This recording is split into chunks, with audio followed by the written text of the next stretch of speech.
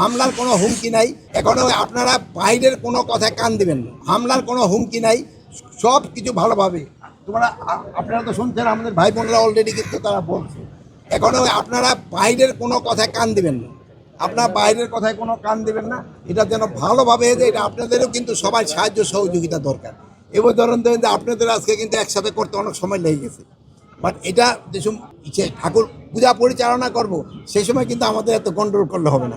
আমাদের অ্যাপ সম্বন্ধে বলা হয়েছে, আর এটা ডিটেল আপনারা জেনে নেবেন। আমার মনে হয় শোনেন, তাদের নিজেদের ভিতরে সব জায়গায় হয় কি আজকাল ভাই বোনের ভিতরে আন্দোলন থাকে, ভাই ভাইকে ভিতরে থাকে, পাড়াপড়শিদের ভিতরে থাকে।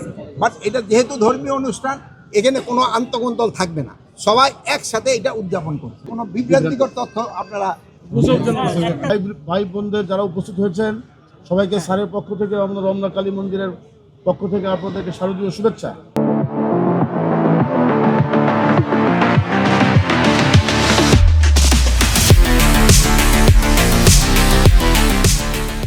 আপনাদের কাছে বিনীত অনুরোধ, আমরা বিভিন্ন সময় দেখেছি, একটু উদাহরণ দেই, 5 তারিখের পরে আমরা খবর পেয়েছি পঞ্চগড় থেকে হাজার হাজার হিন্দু ভারত চলে যাচ্ছে। সেটা কিন্তু ফেক নিউজ ছিল, মিথ্যা নিউজ ছিল। আমরা এবং আমাদের চেয়ারম্যান এবং আমাদের অপর্ণাদি এবং মিল্টন সহ আমরা কিন্তু সেই স্থানে গিয়েছি, তথ্য কিন্তু মিথ্যা।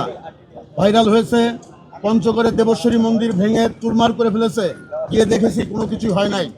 কান্তজি মন্দির দিনাজপুরে, যে কান্তজির মন্দিরও ভেঙে ফেলা হয়েছে, আমরা সরেজমিনে গিয়ে দেখেছি, সেটা হয় নাই। আমাদের এই রমনা কালী মন্দির এবং বাংলাদেশ হিন্দু বৌদ্ধ খ্রিস্টান কল্যাণ ফ্রন্টের পক্ষ থেকে এবং স্যারের পক্ষ থেকে, মাননীয় উপদেষ্টা তার পক্ষ থেকে বলছি বিনীতভাবে, আপনারা কোনো নিউজ সঠিকতা বিচার না করে আপনারা সেই নিউজটা করবেন না।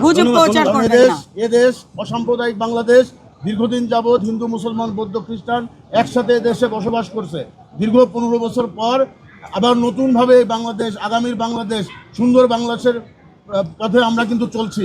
এই জায়গায় যাতে আমরা বিভ্রান্ত না হয়, সেই কারণে সবাইকে আমরা অনুরোধ করবো, আপনাদেরকে এই জায়গায় আপনারা একটু খেয়াল রাখবেন। কারণ এই রাষ্ট্রটা আমার, রাষ্ট্রটা আপনাদেরও। এই রাষ্ট্রের একজন সন্তান যদি খারাপ থাকে, সেটা আপনারও ভালো লাগবে না।